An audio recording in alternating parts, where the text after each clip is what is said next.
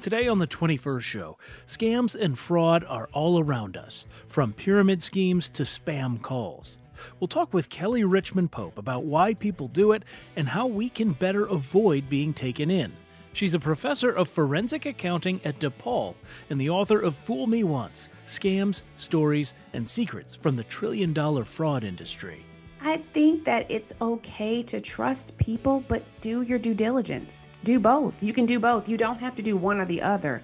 So you can do both. So if a check came in your mailbox today with your name on it, you're not just going to take it to the bank and cash it.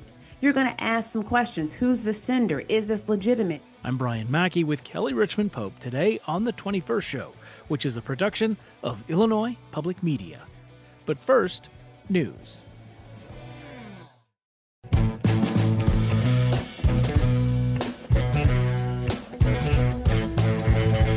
From Illinois Public Media, this is the 21st show. I'm Brian Mackey. When was the last time you experienced a scam? Maybe you saw a yard sign promising thousands of dollars a week for working from home. Maybe you've gotten spam calls on your phone lately asking about an extended car warranty. And the infamous Nigerian prince scam is still making the rounds after all these years. Fraud is everywhere in society, and it can be extremely costly. The Association of Certified Fraud Examiners estimates more than $5 trillion a year is lost to fraud around the world. And for those hit by it, the aftermath can be painful. Take, for example, this retiree who spoke to CBS News in 2024 after losing millions of dollars and her home to a romance scammer. You know, it's not the material items that make a difference for me. It's the fact that I don't have any freedom. I don't have freedom anymore to go out with my girlfriends, have dinner. I don't have freedom to go do this or this experience. It's not that I don't have, money or drive a new car or blah, blah, blah. It's the fact that I have no freedom. I'm very limited because of this scam. Forensic accountant Kelly Richmond Pope makes the case that it could happen to any of us, not just in terms of falling for it, but also committing fraud ourselves, whether we mean to or not. A few years back, she wrote about all this and what it can take to not get scammed yourself in a book called Fool Me Once: Scams, Stories, and Secrets from the Trillion-Dollar Fraud Industry. It's available from Harvard Business Review Press. Pope is also a filmmaker, as we'll get into later, and she's based in Illinois as the Dr. Barry J. Epstein Endowed Professor of Forensic Accounting at DePaul University. Kelly Richmond Pope joined us for the hour in a conversation that first aired October 2025. That also means no calls for the program today, but let us know what you thought. Our email address, talk@21stshow.org. All right, as you talk about in the book, you've been interested in fraud for a long time. Maybe you can remind us what happened in Dixon, Illinois, in the northern part of the state that sort of took your interest to the next level. Well, what started the whole movie journey for me was what happened in Dixon. As you say, the city comptroller by the name of Rita Cronwell had embezzled $53.7 million over a 20-year period. And I was blown away when I read the headlines. And the headlines in the Chicago Tribune said, City Comptroller embezzles $30 million. So that was the headline. We hadn't even reached the 53.7 million level yet. And I remember reading the paper, because I actually had a physical copy of the paper in my hand. And I said, who steals that much money and no one knows that it's gone? And so I just started researching where is Dixon. And, I'm not originally from the Chicagoland area, so it was 3 hours west of where I was reading the paper, which was downtown Chicago. And I, at the time, was doing on-camera interviews with white-collar felons, whistleblowers, and victims of fraud. And I got my team together and I said, we've got to hit the road. We got to go to Dixon. We got to start talking to people. I want to understand, what is the tone in the town? What are people saying about it? So I wanted to be there. So we started going back and forth to Dixon doing man on the street interviews and talking to key people that were around the fraudulent situation. And 5.5 years later, I had a documentary called All the Queen's Horses that really changed my life because how many accounting professors do a documentary that then ends up on Netflix and still now today lives on Amazon Prime? Yeah, and it's interesting you mentioned. I think in the intro to the book you say you do what any good accounting professor would do. I made a documentary. I'm not so sure how universal that sentiment is, but I wonder what it says to you that this story provokes so much intrigue, not just for you, but I mean it's really captivated people across the country. Well, and I think it captivates so many people because Dixon represents Anytown, USA. So you think about population around 16,000 people, a place where you don't even think you need to lock your doors. Everyone knows everyone. So it's this place that gives the perception of safe. And so when you disturb that type of perception, everyone is intrigued. And so I think that's why so many people just latched onto the story. And then when we look at the perpetrator, Rita Crunwell is not who you would think that would pull off this type of caper. You just wouldn't think that someone that's born and bred, raised outside, born outside of the city limits of Dixon, but raised inside Dixon. Everybody loved her, trusted her, knew her. You wouldn't think that that is the profile of a white collar felon, but it was. So I think that people were just intrigued. It was like the perfect storm of all these variables coming together in this one fraud story. Then you throw on top of it that she was one of the number one quarter horse breeders in the world. That just made it even juicier. And apparently, she was just to remind people, she was one of the people whose sentence was commuted. She was transferred to home confinement during the pandemic, and I guess her sentence was commuted in December by President Biden. That is very true. And what's really interesting when that happened, because I've stuck with this story since I started working on the documentary. And I remember when she was released under the COVID protocol, under the compassion release program. I remember when that happened, and I was really surprised that that happened then. And when the sentence was commuted, that was just like the second blow, but not the first blow. I think the first one was the gut blow for me. And then when she was released, when it was commuted, I was like, yeah, okay. I'm not surprised that happened. All right, so maybe we need for the rest of our conversation to sort of establish some basics here, and maybe we can start with a working definition of exactly what is fraud. Fraud is the intentional stealing of something that doesn't belong to you. Let's keep it very, very simple. I'm not a lawyer, so I won't use the legal definition, but taking something that doesn't belong to you that you didn't have permission to take. And so we can keep it that simple. And I like the simplicity of that definition because stealing time from your employer that doesn't belong to you, there's a lot of things that fall under that umbrella. Watching those SNL clips on YouTube during the workday. During the workday, that's That's right. fraud. That's, Okay. I mean, you know what? That's called expense fraud. That's fraud. It is. What about getting that extra handbag that you might have ordered? Yes, getting an item that you did not pay for is fraud. So talk to me about the moral dilemma of that, right? Because this could happen to anybody. So I mean, in that definition of fraud, it's not just the Rita Crunwells and the Bernie Madoffs and the people like that. It's It's I'm all not of gonna us. I'm not gonna say on air whether I've watched a YouTube video and then for work, which we do a lot, right? We're following the news, and then maybe I get recommended another one and click on that, and oops, didn't clock out for that time, right? Yeah. One of the things that I wanted to do with my book, Fool Me Once, was really open the world to fraud, to let everyone know that it's not them, it's us, it's all of us. All of us can fall victim to a scheme, but we also can engage in one willingly or unwillingly. It can happen to any of us. And that's what I want people to really understand that any one of us can commit a fraud. Well, and you talk in the book about how you got swept up in some fraud yourself, albeit on a smaller scale compared to some of the other stories you tell. Can you talk us through that experience? Well, are you talking about my handbag story? Um, well, yeah. So, I mean, there's not that one. I'm trying to think of the details here. Yeah, Um, because you said I got swept up into some frauds. may, I'm like, may, okay, what do you? maybe that's let's say the IRS, the IRS. Oh, Yes, okay. yeah. So Sorry. just for those that are listening, I got swept up in being victimized. Yes, yes, yes, yes. Okay, fair, very fair distinct. I can see now. So Yes, that's I'm like, what did I do? yeah. But okay. In So case even anyone's listening, I, God knows in this era. Yes. Okay. yes.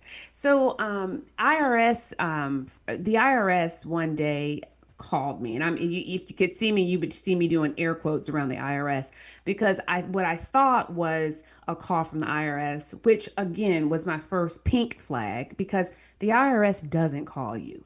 But when I got the phone call, saying that you need to make a payment today, I thought to myself, okay, well, I haven't filed yet, so perhaps this could be true. But then I look at my phone and I notice that it's from a phone number with a similar area code as my phone number. So that didn't add up. So I was like, this seems a little bit fishy. And so I didn't think after talking to them, I didn't think it was the IRS because I could hear that it was a person that was in a room that was in a loud room. You could hear other people in the background talking.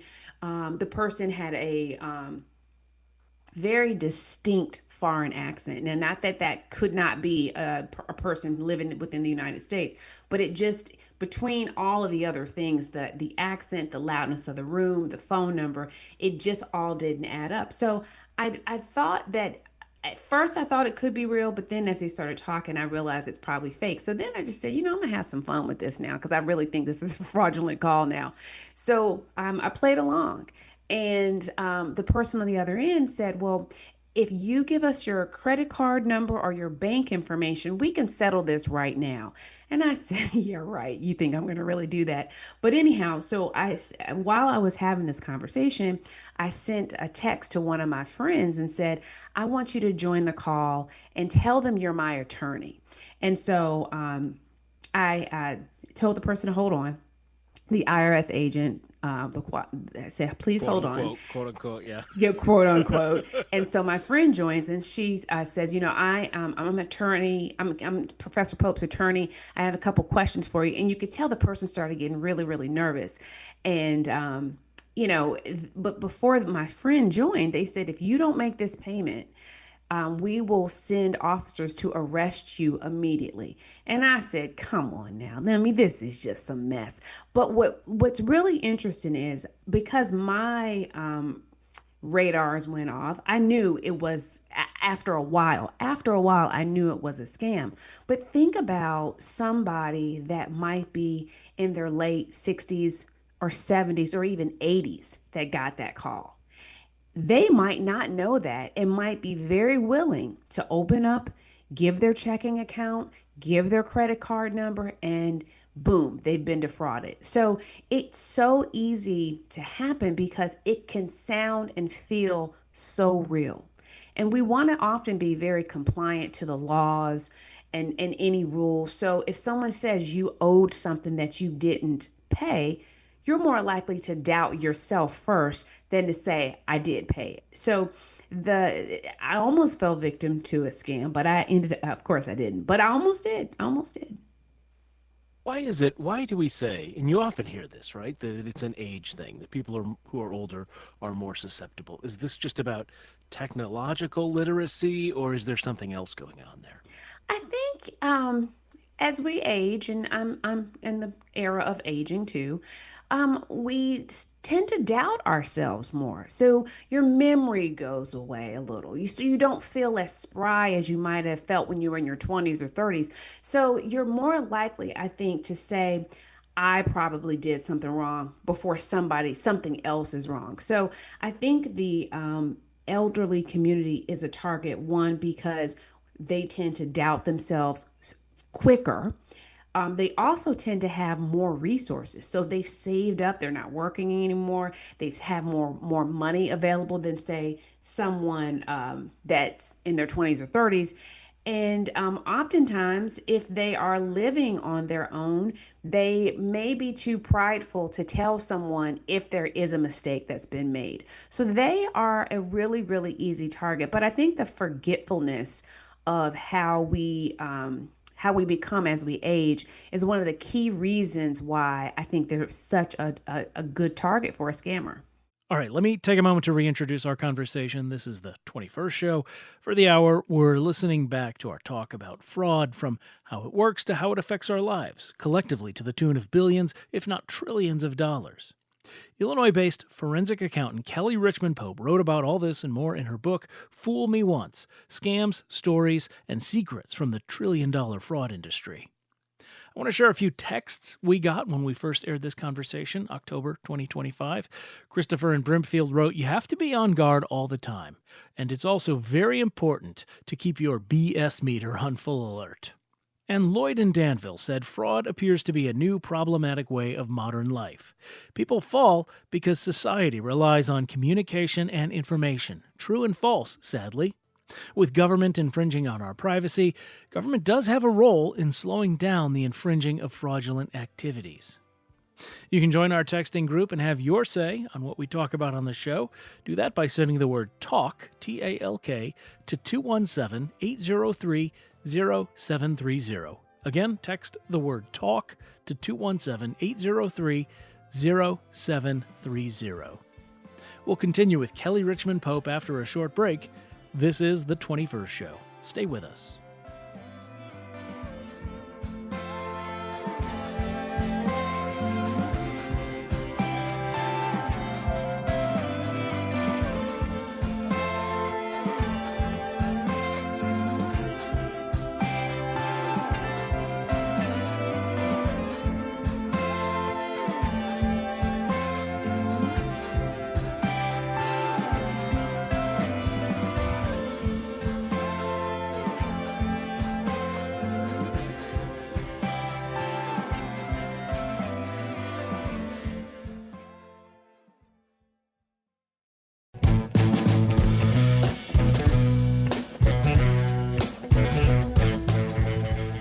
It's the 21st show. I'm Brian Mackey. We're listening back to our conversation with Kelly Richmond Pope, author of Fool Me Once: Scams, Stories, and Secrets from the Trillion-Dollar Fraud Industry. She's also a forensic accountant and a professor at DePaul University. No live calls today, but you can still leave a voicemail at 217-300-2121. So many of us have witnessed what you might call everyday fraud, right? Work from home scams, the callers, saying you need to send $2,000 in Google Play gift cards to take care of your IRS debt or whatever. But a lot of what you focus on in the book is fraud at a much larger scale, hundreds of thousands, even millions of dollars. Mm-hmm. What are some of the common threads you find in how people are able to pull off this sort of thing? So one of the things I wanted to do with my book is really organize it from the perspective of perpetrators, victims, and whistleblowers. And so what I wanted to do with the perpetrators was really break them into different categories. You can be an accidental perpetrator, you can be a intentional perpetrator, accidental perpetrator, or righteous perpetrator. And so I've categorized those because depending on what category you fall in, really impacts the type of organization that you're in. So take, for example, an intentional perpetrator. They can be in really any size organization, small, medium, or large, because they are a person that notices that there are weaknesses within an organization and they figure out a way that they can exploit those for personal gain. And that could be anybody at really any level. But compare that to the righteous perpetrator. Typically, someone that I categorize at the righteous perpetrator level is someone that is very senior in an organization, because what they do is they take their power and their privilege within that organization and they extend it to somebody else, to help someone from the outside. And so that typically would require somebody to be pretty senior within the organization or even one of the rainmakers in the organization. And so the accidental perpetrator, that person is like your middle level employee, middle level manager who finds themselves following the quote unquote boss's orders, and following those orders without doing your proper due diligence could land you into a fraudulent situation. So I wanted to introduce those categories because the themes or the commonalities between the cases that I study, not only write about, but use in my classes with my students, they tend to fall in those categories because if it's a larger organization, typically when you see a righteous perpetrator committing some type of crime, it is a place where people have entrusted a leader, entrusted a senior person. The person doesn't feel like the law, the rules that have been put in place even apply to them. And so they are sort of above the law. Well, that takes somebody that has seniority within an organization to even feel that way. So the commonalities for me really depend on the type of story that it is or the type of case that it is. So that's the how. What are some of the reasons why people do it? Is it really about the money? Is it about something else? It's interesting you ask that because one of the things that I try to do in my classes and even in trainings that I do is I try to stay away from con men or con people type stories because I find that the con man kind of person does it for the thrill of the game, and that's a little bit harder to dissect. I try not to use those kinds of stories. I try to use more of the things that can happen to just anybody on an any day basis. So take for example one of the stories out of my book. Her name is Kayla, and Kayla was an attorney, and she was a very senior level partner within a law firm. And what happened with Kayla is she saw an opportunity to help her husband because her law firm was looking for vendors to do some of the litigation support work. And so she said to her spouse, if you were to set up a company, you could probably be one of our preferred vendors. And there was no anti nepotism policy within her law firm. So her husband set up a company and became one of the vendors of her law firm. Well, fast forward a year ahead, and he started submitting claims that for work that had not been done yet. Now, the firm had instituted a policy where they were trying to prepay some of the invoices so they could spend up some of the budget that they had left over. So what ended up happening is her company started paying some of the invoices that her husband had submitted, and he hadn't done the work. And he never did the work. And so when she realized that the work had not been done, she found herself in an ethical dilemma. Do I go and tell my partners that this is the situation that I've created, or do I try to fix it on my own? And so she tried to fix it on her own and didn't get fixed. And so they ended up being indicted for almost a little over $8 million embezzlement as a result of her husband submitting these invoices and never doing the work for them. So, she found herself in a really bad situation that just kept showing itself up over and over and over again, which is how she got to the $8 million level of this theft. So I think when I think about Kayla's case, she was somebody that was the rainmaker in the organization. She was very senior. Everybody trusted her. No one suspected of her ever to do anything wrong. And yet she found herself in that situation. So it really, I think the common thread here is trust. We all trust somebody, something, some process. And when we tend to put all of our trust in anything, it allows us to not use the internal control procedures or processes that help us protect ourselves and our organizations. Interesting you talk about that because I talk with a lot of political people, political scientists, public office holders, and one of the recurring themes we talk about is the lack of trust in America these days, sort of in institutions, in government, in your fellow Americans sort of writ large. But we do still often have this trust for our coworkers, perhaps unearned, right? And you write about even one of your own former coworkers at DePaul, where an Yeah. episode like this happened. How do you sort of reconcile that individual trust with the bigger story of declining trust in America we've seen? I think that it's okay to trust people, but do your due diligence. Do both. You can do both. You don't have to do one or the other. So you can do both. So if you were to, if a check came in your mailbox today with your name on it, you're not just going to take it to the bank and cash it. You're going to ask some questions. Who's the sender? Is this legitimate? Do the due diligence process that makes you not susceptible to fraud. You don't want to just take that check from an unknown sender and deposit it into your account and then be contacted by the bank to find out that that was a fraudulent check and now your account is flagged. I mean, we all need to do the appropriate due diligence and we can still trust. There's nothing wrong with doing both of them at the same time. Trying to think, what was that company? Wasn't there a company that Citibank accidentally sent them like $800 million a few I years ago? did see that story. Okay.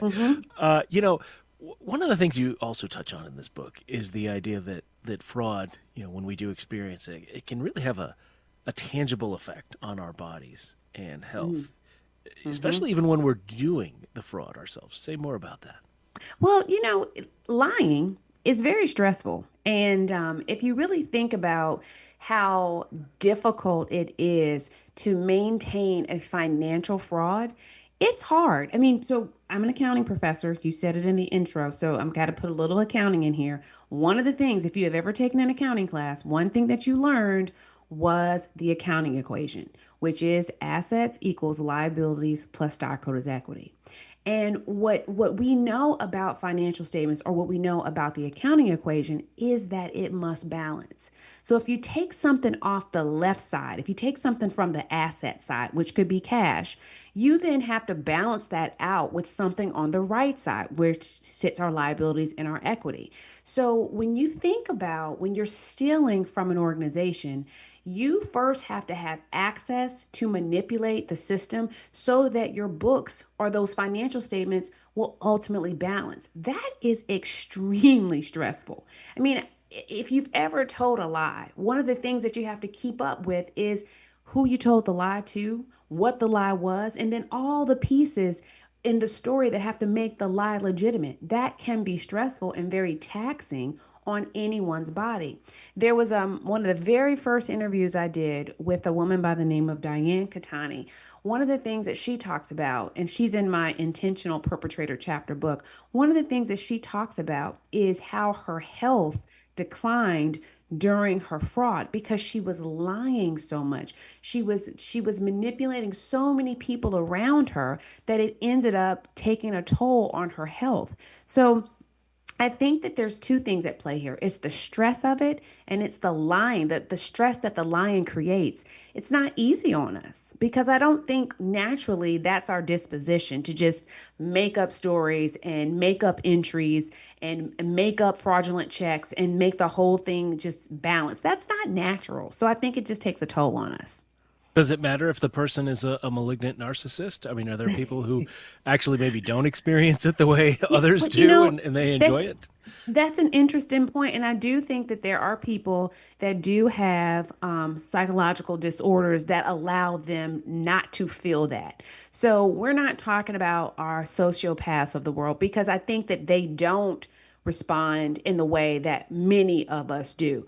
But if we don't take pride, most of us don't take pride in figuring out a way to steal $1,000 from you.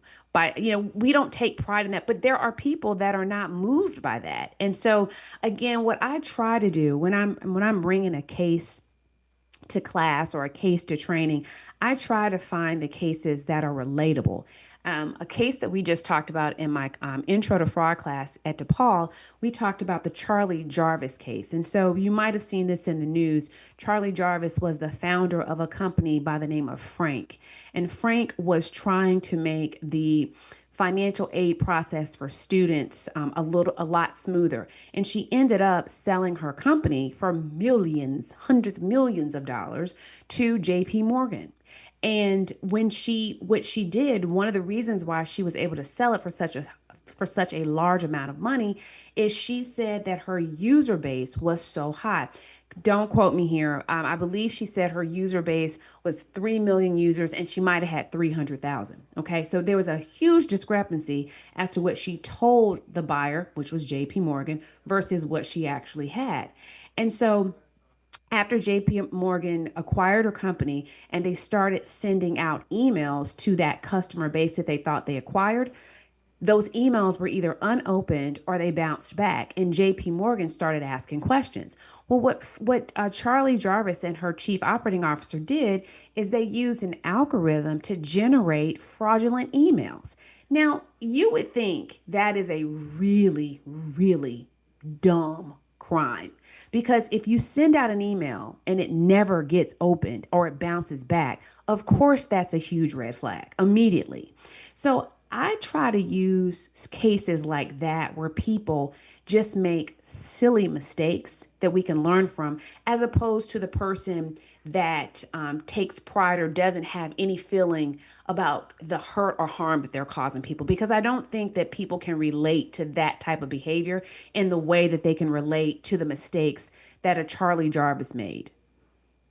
All right, let me remind people we're talking with Kelly Richmond Pope on the 21st show today, a Chicago-based professor, forensic accountant who's written about the ins and outs of scams and fraud in her book, Fool Me Once, Scams, Stories, and Secrets from the Trillion-Dollar Fraud Industry. And I want to get to some points raised by our listeners from our texting group. We'll start there. Brandy in Urbana texted to say, as a bank employee, I see people fall victim to fraud frequently.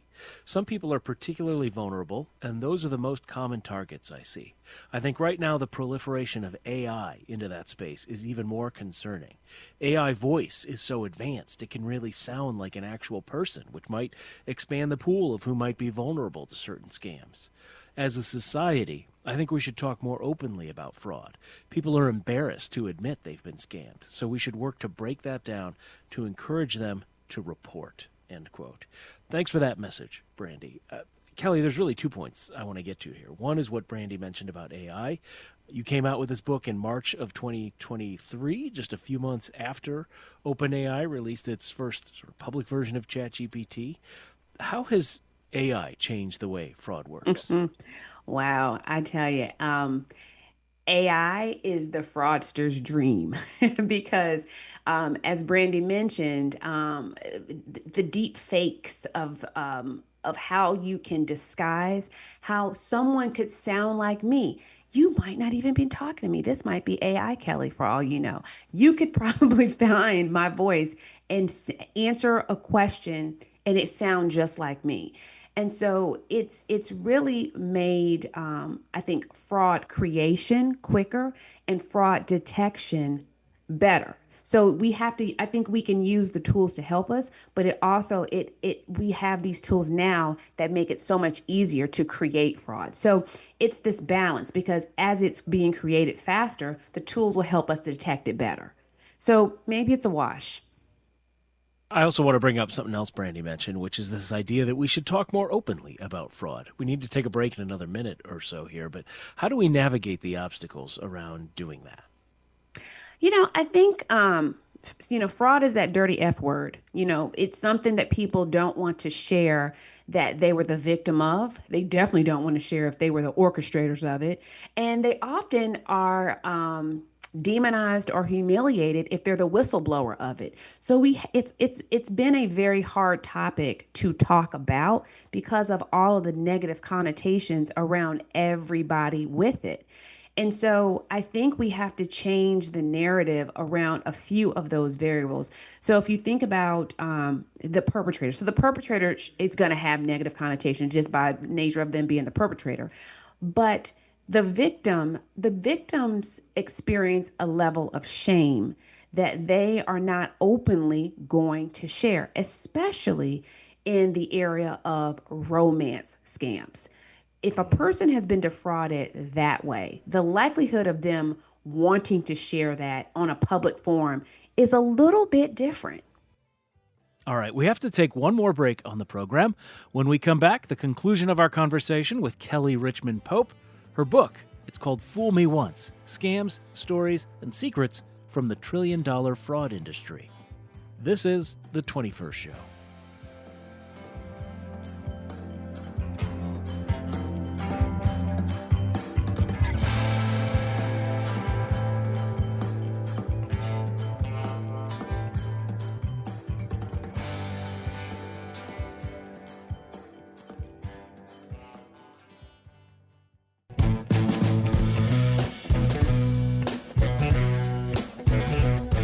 It's The 21st Show. I'm Brian Mackey, and our guest for the hour has been Kelly Richmond Pope, a Chicago-based professor at DePaul University, where she's a forensic accountant, and she's also the author of the book Fool Me Once: Scams, Stories, and Secrets from the Trillion-Dollar Fraud Industry. We first aired this back in October 2025, so no live calls for the show today, but let us know what you thought. Our email address, talk@21stshow.org. One of the other things we also heard from some listeners about is this idea of cryptocurrency. John in Rockford asks, how does your guest feel about the legitimacy of cryptocurrency? In my view, it's a modern version of the old Dutch tulip bulb mania. Kelly, this comes up at the tail end of your book. I don't know how much has really changed in the last 2 years in terms of this stuff. What do you think of crypto? So I have a colleague, Professor Lamont Black. I don't know if he's listening. He is my cryptocurrency king here at DePaul University. But I'll tell you this, I don't understand it. And I mean, I understand it in theory, but I don't understand any type of unregulated market that deals with money. And so it's an industry that I think has developed with mystery around it, which makes me feel uncomfortable.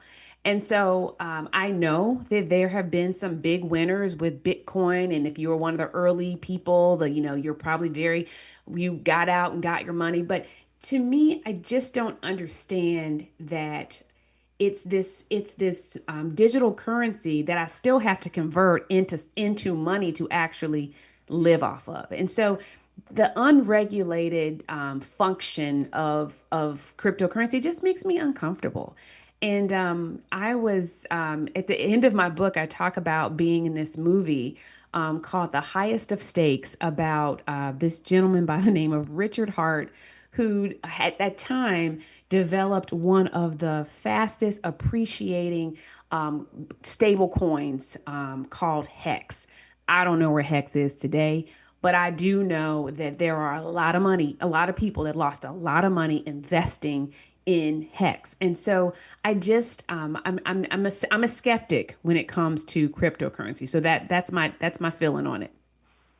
I just did a quick search. Apparently, Hex, this is according to a website called CoinGecko, so take that for what you will. Hex is valued at 0.219 cents. That's 0.219 cents.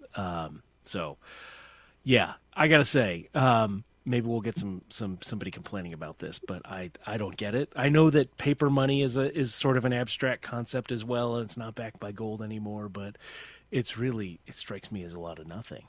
Hey, and we might just be dating ourselves here. Maybe that's it.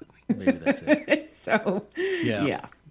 All right. So, you were mentioning whistleblowers before the break, and that's a big part of the book. Talk to me about that and the importance of it, and what motivates people to actually to drop a dime on that. Yeah. What we were talking about before the break was how do we change this narrative so we can have more positive conversations around fraud and talk about it more openly. And what we were saying was the perpetrators, of course, have a negative connotation. The victims, of course, are shamed, and so they take on a negative connotation. But then whistleblowers. Now, whistleblowers should actually be the shining light, our heroes in these situations. But yet, we don't feel that way about somebody that is willing to come forward with truthful information that we all should know but don't know. And so I did a TED Talk years back entitled "How Whistleblowers Shape History," and it lives on the TED website now. And but the original title of my TED Talk was why do we hate whistleblowers? And that was my question as to why do we hate a person that is willing to put their bravery out there and blow the whistle or share some information that we don't know? Why would we ridicule that person? Why would we call them a snitch? Why do we do that? So, you know, I think some of the bravest people that I have met have really been the whistleblowers. So when I think about the people that I often interview, so it's the perpetrators, the victims, and the whistleblowers. I think the whistleblowers are the ones that I often leave my interviews with this kind of feeling of, wow, I wonder, do I have the bravery and the courage that they have? Because they're often taking on an issue or a topic and oftentimes destroying their lives to do it. But they have this sense of right and wrong that maybe all of us need to have, but they're the ones willing to come forward with it. But yet it's a really, really, really tough road for them. So we need to change the narrative around somebody that's willing to share information to save us. We need to change that.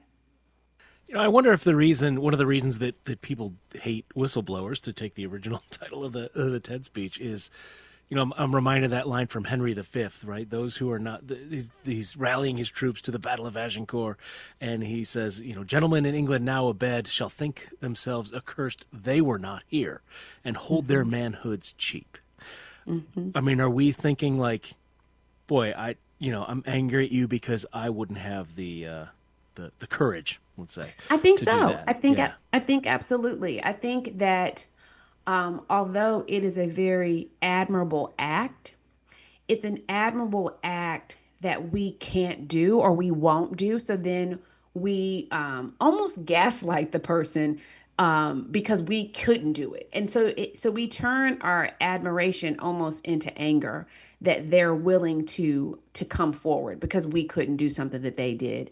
So it's this weird relationship we have with I think loyalty and truth. It's a very real relationship that we are grappling with in our country between I'm going to be loyal versus I'm going to be truthful. And I think you can be both. So one of the other things I wanted to ask you about is sort of like practical applications, right? One of the things you talk about in the book is minding your business. But you mean that in a different way than how we tend to talk about that. Yeah, I do. It's funny. That was almost one of the titles of the book, Minding Your Business.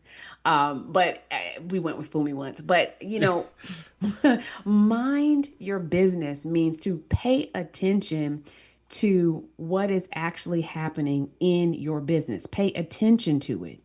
We have to. We have to because no one cares more about your money than you do. And you have to remember that. So you need to give the perception that you care. And that perception can be a low cost internal control procedure, which is opening the mail. And I didn't say read the mail. I said open the mail. Let your accountant or let your bookkeeper within your organization know that you are paying attention. Because what often happens is we will outsource the person that manages and oversees our money. And when we outsource it, we just pay attention to the end result, but we don't pay attention to the process. We're not willing to learn the process. And that's what makes us vulnerable. And we don't want that to happen, which is why I say everybody needs to take an accounting class. That's like a life skill that everybody needs to have. Mm. What about minding other people's business? I had this experience. I'm going to keep the details intentionally vague because I might have misinterpreted it, as we'll hear. But I was in a business. I've been there a number of times. I'm reasonably friendly with the owner. I heard them on the phone with somebody who had a foreign accent, and it seemed that this person's accounts were locked up based on the context. And this conversation kept going on and on. It was on speakerphone, so I was overhearing it. But I kind of felt like, should I say something? Is there something nefarious going on? Is this person being subject to ransomware or something like that? I ended up not saying anything. I still wonder if I did the right thing there. How do you advise people when when you suspect somebody may be and maybe not. Maybe I would have embarrassed myself in that case. But how No, would you think about that? yeah, I think if I am in your universe, I'm near you, I'm talking to you, I'm having lunch with you. If I'm close enough to overhear or be a part of your life, then I feel obligated to say something if I see something wrong.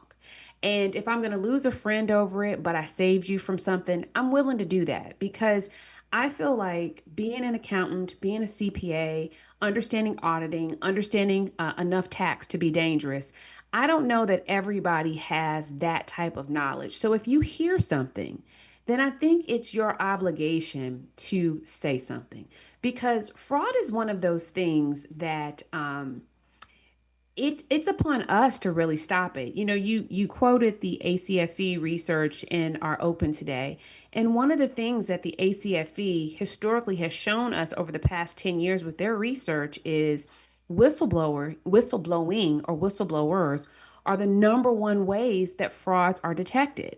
Not from internal auditors, not from external auditors, not even from any kind of technology. It's from people. And so, if we are not willing to be accountable to each other and say something if we see something, then I think, it's just perpetuating that fraud cycle. And that fraud cycle perpetuating could be maybe it's not me, but maybe it's my brother, maybe it's one of my children, maybe it's my grandmother. So, we have to protect each other. That's all we have. Do you think we're in an era where fraud is being, I don't know if encouraged is the right term, but I mean, you think about, inspectors general have been dismissed from the federal government. These are the people that whistleblowers would theoretically go to.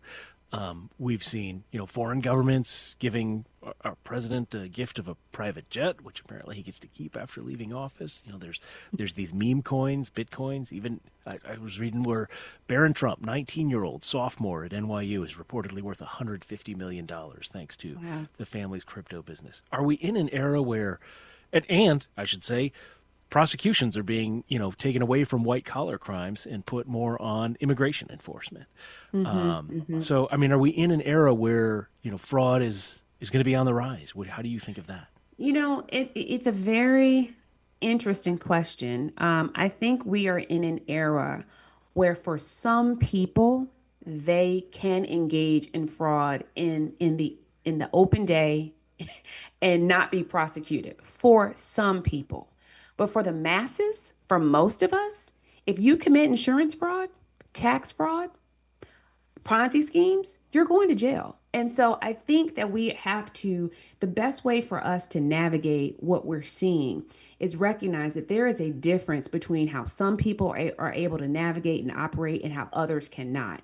And there's more of us in the cannot commit fraud category than the ones that are going to be able to commit it. So it's a very, very, very dangerous time that we're living in because we have to realize that we, the everyday working person, can and probably will go to jail if there's a prosecutor that can do the case because they hadn't gotten fired yet. But those protections typically don't apply to us, and we have to remember that. So don't go out and engage in insurance fraud. Don't go out and engage in tax fraud because the likelihood is that you will get caught, and your defense can't be, well, the powers that be did it, so I can do it too. That's not going to be a defense for you. Yeah. No, that's a good lesson. Just because you see people doing it on TV, whether it's committing fraud or making racist remarks or whatever it would be, doesn't mean that you're going to get away with that in your workplace now. Just No, because it they are. doesn't. Yeah. Not to bring reality TV into the fold, but to bring reality TV into the fold. One of the things that's in the news cycle right now is a couple from the Real Housewives of Potomac that were indicted for insurance fraud. I mean, the people are paying attention to what others are doing. You can't engage in things like this because the likelihood is high that you will get caught, especially if you're a higher profile person like that. So, it's you can't do it. Don't do it. Good advice. Kelly Richmond Pope is the author of Fool Me Once, Scams, Stories, and Secrets from the Trillion-Dollar Fraud Industry. You can find that from Harvard Business Review Press. Also the director of All the Queen's Horses, documentary about Rita Crunwell of Dixon, Illinois. You can find that on Amazon Prime. And if you want to take one of her accounting classes, you can enroll at DePaul University, where she is the That's Barry exactly J. right. Epstein Professor of Forensic Accounting. Kelly, what a great conversation. Thank you so much for your time today. I really appreciate it. Thanks for having me. This was a lot of fun. It really was. And that's it for us today. The 21st Show is a production of Illinois Public Media. I'm Brian Mackey. Thanks for listening. We'll talk with you again tomorrow.